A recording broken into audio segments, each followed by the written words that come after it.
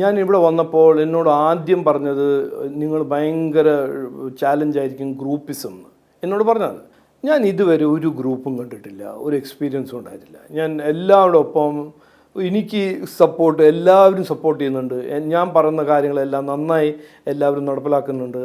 ഒരു അങ്ങനെ ഗ്രൂപ്പിസമോ ഫാക്ഷനും ഒരു ഡെമോക്രാറ്റിക് പാർട്ടിയാണ്. ഞങ്ങളുടെ കോർ ഗ്രൂപ്പിൽ ഞങ്ങളിരിക്കുമ്പോൾ ഞാൻ എന്തെങ്കിലും പറഞ്ഞാൽ മറ്റ് ലീഡേഴ്സിന് ഒരു അഭിപ്രായം ഉണ്ടാവും. അത് ഞാൻ അതൊരു നെഗറ്റീവായിട്ട് കാണുന്നില്ല. അത് ഗ്രൂപ്പിസം എന്നല്ല, ഒരു കൺസ്ട്രക്റ്റീവ് ക്രിറ്റിസിസം എന്ന് പറഞ്ഞ കാര്യം ഞാൻ വെൽക്കം ചെയ്യുന്നു. RSSനെ എലക്ഷൻ വർക്കിൽ BJP അങ്ങനെയൊന്നും കൊണ്ടുവരാൻ അങ്ങനെ ഒരു പ്രാക്ടീസൊന്നുമില്ല.